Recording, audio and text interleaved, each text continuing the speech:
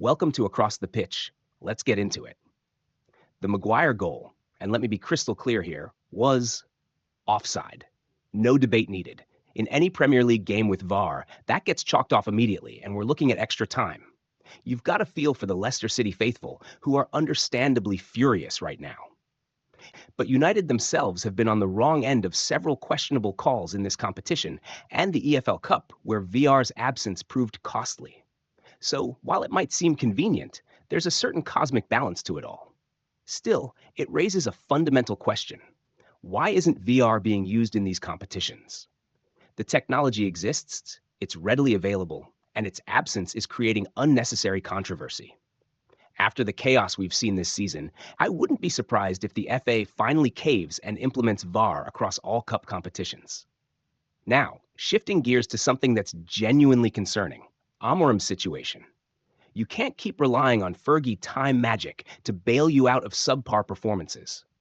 What we're seeing from the team isn't just stagnation, it's regression. That Leicester game was a perfect example.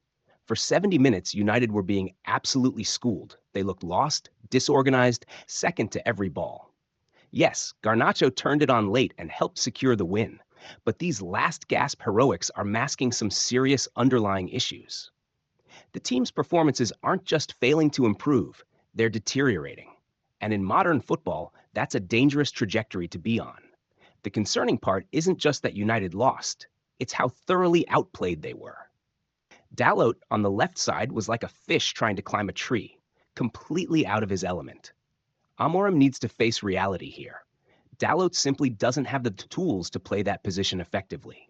A change is desperately needed. But let's zoom out, because this goes beyond just one player. The entire team performance was abysmal, and here's what should really set alarm bells ringing. This was Leicester City, then Crystal Palace before that. We're not talking about teams pushing for Champions League spots here. These are sides that, on paper, are swimming in the same mid-table waters as United right now. Even in their current poor form, you'd expect United to show something, anything, against these teams. When Maguire scored that goal, I felt about as excited as someone finding a penny on the street. Just a slight acknowledgement and nothing more. It was like watching a movie where you already know the ending, but you're just waiting for the credits to roll. There was no jumping out of my seat, no fist pumping, no shouting at the TV, just a quiet, oh, they've nicked it. The victory felt hollow because they hadn't earned it. There was no passion, no fight, no sign of the United DNA we keep hearing about. Just another lackluster performance to add to the growing pile of concerning displays. It's getting harder and harder to defend these kinds of showings, especially against teams they should, at minimum, be competing with. United's attacking play has become painfully predictable. It's like watching a training exercise where everyone's been told they must take at least one touch before passing. That extra split second is killing any momentum in their attacks and giving defenders all the time in the world to organize. You can almost see the opposition players thinking, take your time, we'll wait. And what's with this newfound obsession with long balls? It's as if they've discovered a broken controller that only has one button working. Launch it long and hope for the best. No strategy, no purpose, just aimless punts forward that are more hopeful than tactical. Now let's talk about Amorim's puzzling decisions. You've got Dorgu, a natural left back, and what do? Play him on the right while sticking Dalot on the left. It's like buying a right-handed guitar and deciding to play it left-handed. You're just making life harder for yourself. This team is already struggling with the basics, so why overcomplicate things with these positional experiments? Garnacho was the one bright spark, and the irony here is stunning. All he did was the most basic winger play imaginable. Get to the byline and cross. That's it. Football 101. And even though most of these crosses found empty space rather than red shirts, it was still the most effective attacking play we saw all game. But perhaps the biggest tactical elephant in the room is Bruno Fernandes in that double pivot. Look, Bruno's got many qualities, but defensive awareness isn't one of them. Watching him try to play in a deeper role is like watching a striker try to play goalkeeper. The instincts just aren't there. Teams are running straight through United's midfield because Bruno's defensive positioning is more theoretical than practical. Maybe it's time for Amorim to admit this experiment isn't working and move Bruno back to his natural number 10 role where his creative instincts can flourish without exposing the team defensively. Here's a stat that perfectly encapsulates United's performance. No shots on target until the goal. Let that sink in for a moment. A club of Manchester United's stature, playing at Old Trafford, couldn't muster a single shot on target for most of the game. It's not just concerning, it's damning. The first half was beyond horrendous. It was like watching a Shakespeare tragedy, where all the actors had forgotten their lines and were just wandering aimlessly around the stage. But the real issue here runs deeper than just poor performance. It's a fundamental crisis of mentality. What we witnessed was a Manchester United team gripped by fear. Before the goal, they looked like a group of players who'd stumbled into the wrong stadium wearing the wrong shirt. The lack of pressing wasn't tactical, it was psychological. Players weren't avoiding risks because of some masterful strategic plan. They were paralyzed by the fear of making mistakes. It was as if every player had a little voice in their head saying, "Don't mess up," rather than "make something happen." And then there's Garnacho, the only player who seemed to remember he was wearing a Manchester United shirt.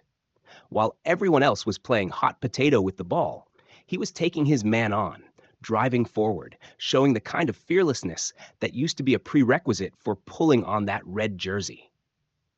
He wasn't just playing differently, he was thinking differently. While others saw threats, he saw opportunities.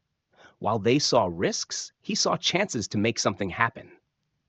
Then the goal went in, and suddenly it was like someone had flipped a switch in the United dressing room. The transformation was remarkable. The same players who'd been hiding from the ball were now demanding it. The same legs that seemed heavy with fear were suddenly light with purpose. Players who'd been allergic to forward passes were now threading them through with confidence. The intensity, the passion, the drive, it all materialized as if by magic. And this is where it becomes truly baffling. These are the same 11 players, operating in the same formation, on the same pitch, in the same match. Nothing changed except their mentality. It's like watching someone who's convinced they can't swim suddenly start doing laps after accidentally falling in the pool. The ability was always there. It was just buried under layers of psychological barriers. That first half wasn't just bad football. It was like watching a cooking show where the chef forgets to turn on the stove. All the ingredients were there, but nothing was happening. Nothing was cooking. Nothing was being created. Just raw, unprocessed potential sitting idle on the counter. Amorim has inherited more than just a squad in need of tactical refinement. He's got a psychological puzzle to solve.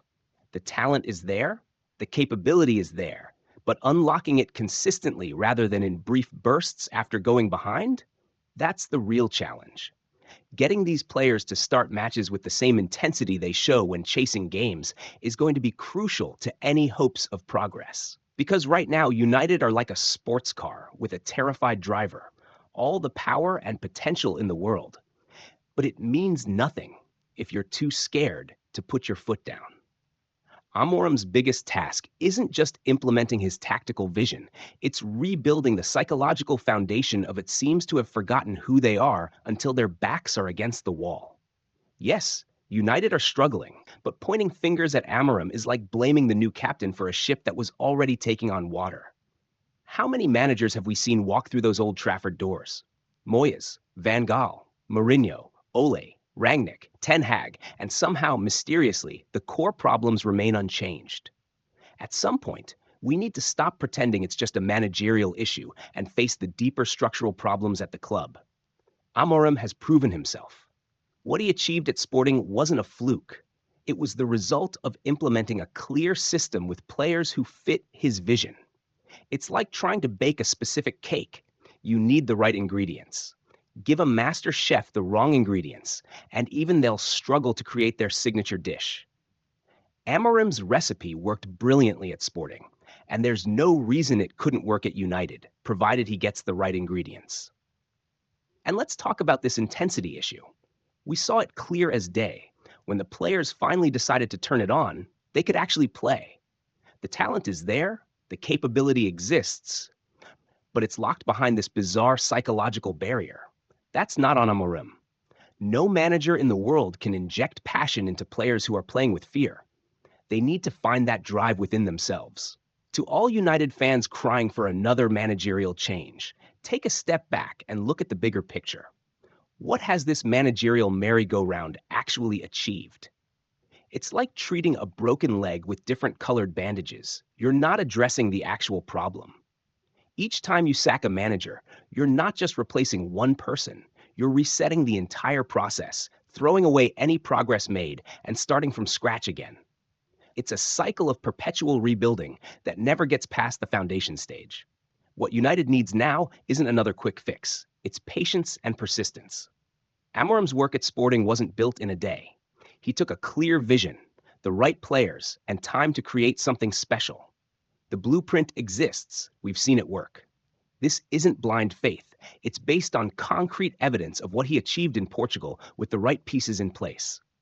2 full seasons, 2 summer transfer windows. That's a reasonable time frame to judge whether his vision is taking shape. If by then there's no clear progression, no visible style of play, no improvement in results, then fine, we can have that conversation about his future. But demanding instant success?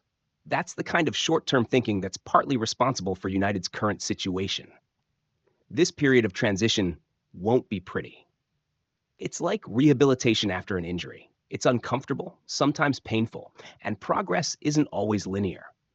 But rushing the process only leads to more problems down the line. United fans need to accept that there might be more difficult moments ahead, more frustrating performances, more setbacks.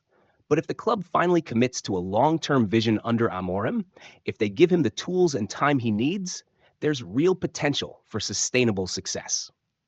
Remember what he did at Sporting, taking a team that hadn't won the league in 19 years to the title, developing young players, implementing a clear style of play. That wasn't magic, it was methodical building. With the right support and patience, there's no reason he couldn't replicate that success at United. The key word here is patience, something that's been in short supply at Old Trafford for far too long. So yes, these are tough times. And yes, the football isn't always pretty, but sometimes you need to go through the storm to reach calmer waters. Give Amorim the time, give him the players he needs, and most importantly, give him the space to implement his vision. The alternative? Another spin on the managerial merry-go-round, another reset, another few years lost to transition. Haven't United fans had enough of that already? I don't even know what to say anymore. This has been across the pitch, over and out.